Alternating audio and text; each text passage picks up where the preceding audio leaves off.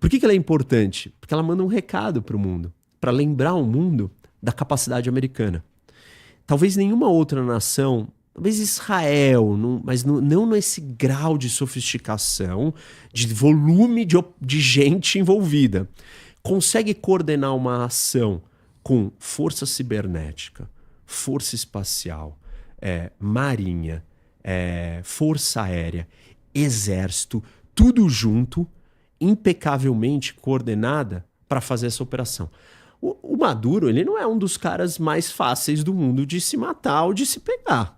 Ele é uma das ditaduras mais enraizadas no poder, sim, com apoio de Grupo Wagner, de Guarda Revolucionária, de Hezbollah, de cubano, de Farc, de crime organizado, de narco-terrorista, todo mundo. Então, ele não é um cara simples. Eles gastaram muito dinheiro em armas ao longo dos anos.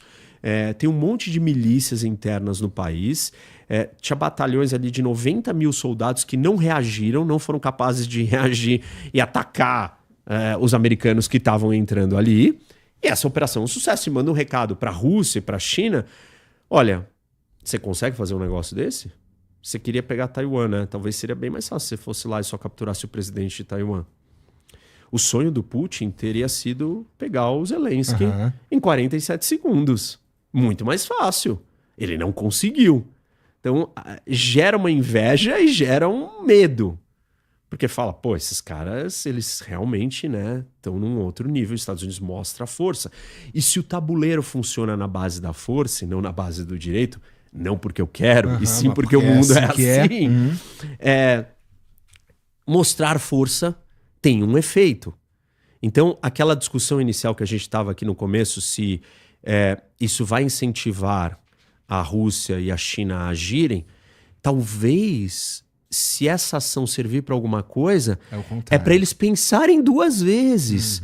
Olha bem, hein? O Trump está disposto a ferir o direito internacional morto e enterrado, e quando ele age, quando os Estados Unidos age direito, ele age num nível que ninguém consegue acompanhar ainda. E aí, Roque, a gente... Putz, eu fico pensando se... O que você acha? Porque assim, aquilo que você falou, a gente vai abrindo um monte de caixinha.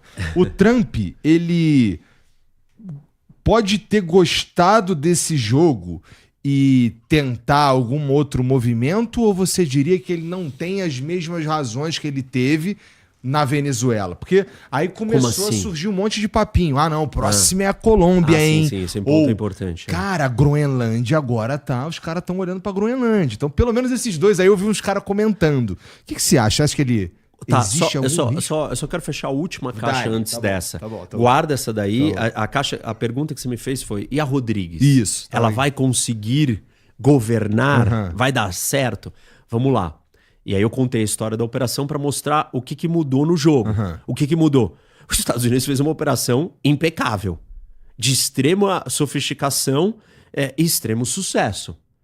E mostrou uma força e falou para eles assim, olha, Venezuela, desculpa, se são crianças perto da minha capacidade. E eu tô com o maior porta-aviões do mundo parado aqui, eu não blefei, eu fiz, e tá todo mundo que vai continuar estacionado aqui. E, aliás, tem um bloqueio naval para você não vender petróleo para ninguém. E a sua economia vai para o saco. Então, o que o Trump está apostando? No poder coercitivo. Como que funciona o poder coercitivo? Isso é muito interessante. O poder coercitivo ele é mais bem utilizado quando não tendo que se manifestar, entendeu? Ele só funciona bem, ele tem um valor econômico de eficiência se eu só ameaço e não tenho que comprovar minha ameaça. Mas óbvio que para ameaça ter credibilidade, ser crível, você precisa em algum momento ter mostrado que você é capaz de fazer. Ele satisfez essas questões. Então hoje ele está operando numa base seguinte, ó, eu ameacei de fazer e eu fiz, a minha ameaça é crível, e eu tô parado aqui. E aí? Então, ele tá contando que isso vai guiar a postura dela. E aí vamos analisar a figura dela. Tá. Que eu acho que a gente... Que eu nunca tinha ouvido falar antes de tudo isso, tá?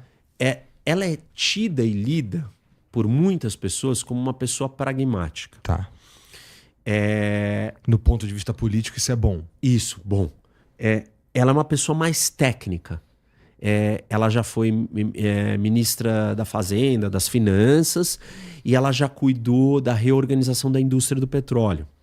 E algumas empresas de petróleo que lidaram com ela falaram, essa pessoa aqui ela é melhor que essa galera aqui, que esses thugs, né? Que esses bandidinhos narcoterroristas, como o Cabello, que é o ministro do Interior, ou como o ministro da Defesa. Então, talvez ela é a melhor de todas que existem ali para se conversar. Tá.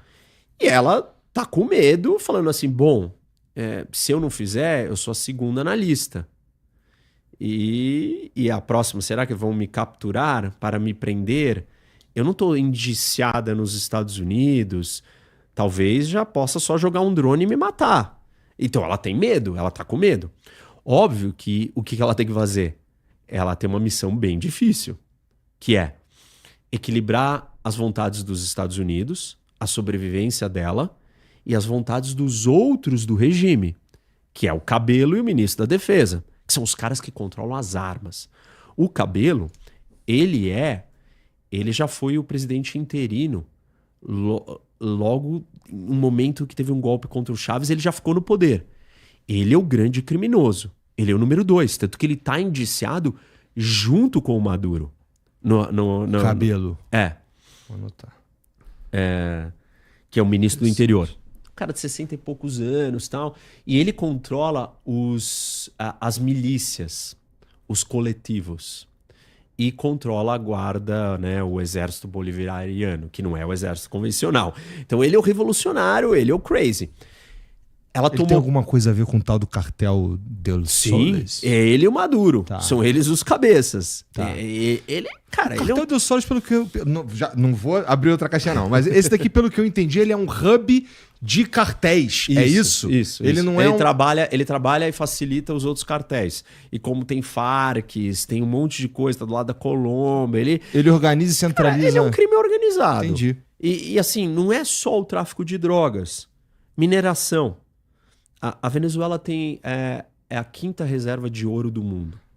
Então tem ouro pra caralho. Tem ouro e tem minérios. Mas antes das pessoas entrarem em surto, é por causa do ouro. Não. Vou ter que abrir um parênteses aqui, senão a gente, depois não volta. Mas se for tudo, tá tudo bem. O que é a história do ouro? A Venezuela tem muito ouro, mas ela não tem uma indústria de mineração desenvolvida. A grande parte da indústria foi nacionalizada quando o Chávez chegou no poder. E aí as empresas maiores de fora de mineração que estavam lá foram embora. E estão querendo a indenização do dinheiro que perderam. E aí, óbvio, né? Sucateou tudo, virou podre. E uma grande parte da exploração dos minérios na Venezuela foi permitida para grupos informais, de garimpeiro, de crime organizado, de todo tipo de extração ilegal. Então, não é um negócio estruturado, não é um negócio que você tem as reservas comprovadas.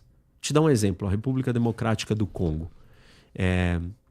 Das 5 maiores minas de cobalto do mundo, 4 estão no Congo. Tá. Então, você tem uma comprovação de extração daquilo. Você sabe que existe, os caras já estão operando, sabem onde está o negócio e já estão tirando, extraindo. Então, esse é um paradigma, um tipo de exploração que ele é menos arriscado, porque você sabe que existe. Na Venezuela nem isso se sabe. O outro modelo é, por exemplo, a Ucrânia com titânio, na época da União Soviética. A Ucrânia, ela começou a produzir muito titânio, porque a União Soviética investiu massivamente na indústria da Ucrânia. E ela virou uma potência industrial. 70% do titânio do mundo, nos anos 80, estava sendo produzido pela União Soviética, em grande parte na Ucrânia. E aí não é porque a reserva estava localizada, já explorada, mas porque uma capacidade industrial foi construída. A Venezuela não é nem um case parecido com o do Congo e nem com a da Ucrânia. Ou seja, é um lugar totalmente virgem, sem nenhum frame jurídico legal. O Estado tem que ir lá e tirar todo o comércio ilegal de ouro, todos os traficantes, todos os bandidos que estão operando nisso. Então, não é uma coisa simples. Nenhuma empresa privada vai querer botar dinheiro num lugar como esse se os lugares onde está mais crescendo a exploração de ouro é Canadá, Austrália e Estados Unidos. Cara, os lugares mais lindos para você fazer negócio. É tudo certinho, bonitinho. Mais de 50% da produção mundial está na concentração desses 3 lugares. Não sabia também. Então, não vai fazer diferença. Uhum. Então, esquece o ouro antes de todo mundo começar. É por causa do ouro. Não vai acontecer, tanto que o Trump nem está falando. Na questão do petróleo, o Trump tem a expectativa que vai acontecer. Mas isso não é certeza. Pelos motivos todos que eu já falei. Não falei todos porque tem uns números ainda interessantes para a gente voltar depois, se a gente lembrar.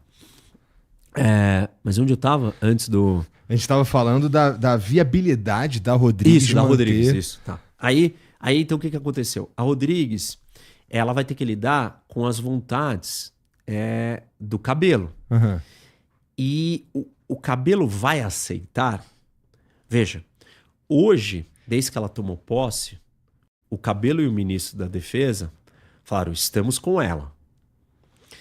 Claro que nesse momento, se ele for lá e der um golpe nela... Ele sabe que ele passa a ser o alvo número 1 da lista dos americanos. E ele fica os caras busca. Isso, então ele tá falando assim, bom, é melhor deixar ela ali, deixa eu operando aqui nos bastidores, eu vou criando problema pra ela, a culpada vai ser ela, se tiver que derrubar alguém vai ser ela e não eu.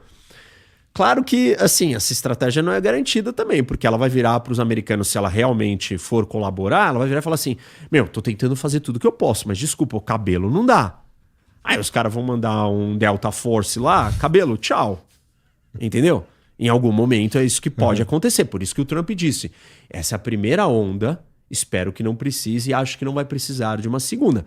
Mas ele quer deixar a ameaça velada no ar. Claro. Porque é isso que vai fazer ela cooperar com ele. Essa transformação ela não é imediata. Mas é importante a gente também analisar a diferença dessa ação do Trump para todas as outras ações internacionais que os Estados Unidos fez em outros lugares, em outros momentos. E ela tem um lado inteligente. Por quê? Toda vez que os Estados Unidos vai lá derrubar o ditador, ele vai lá e derruba o ditador. E aí o que acontece no dia seguinte?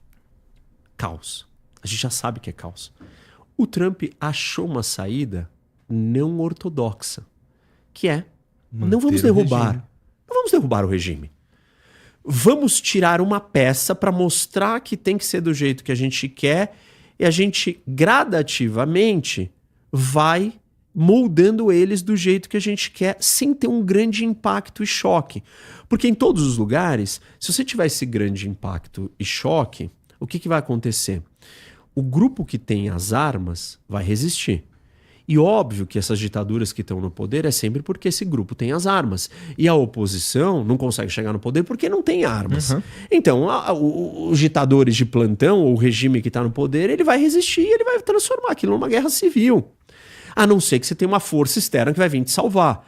A força externa que vai salvar é Iraque, Afeganistão, e a gente já sabe que isso não dá certo. E o Trump passou muito longe disso, muito longe. Então, não tem mudança de regime. Não tem golpe na Venezuela. Não tem guerra. Não tem sequer uma operação militar. Tem uma apreensão, uma prisão de 2 indivíduos. Dentro de uma escala da violação do direito internacional, ele ficou aqui, no grau 1 ao invés do grau 10. Qual é o grau 10?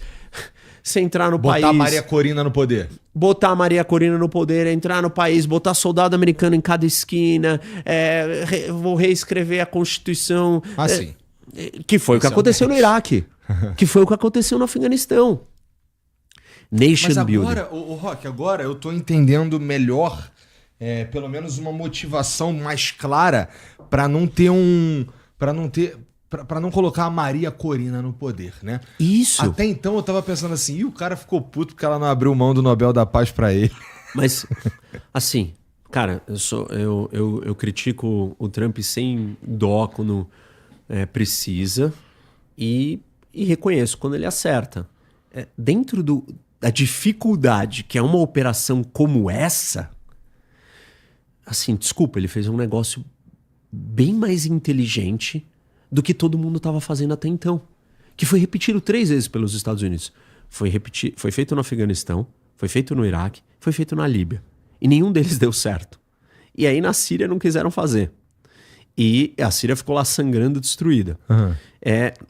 Na Venezuela não quiseram fazer. A Venezuela ficou sangrando. Ele inventou uma nova solução que é tipo um negócio pela metade. Sem um choque tão grande. E ele vira e fala assim, olha, oposição, você tem armas? Você tem meios de prender todos os militares que estão há décadas, há 26 anos, 1/4 do século dominando a Venezuela? O que você vai fazer com eles? Que tipo de acordo que você vai falar pra eles que eles não vão querer se defender? Falou, isso não vai dar certo. Esse negócio tem que ser gradativo e faseado. Mas o Trump não tá preocupado com a democracia.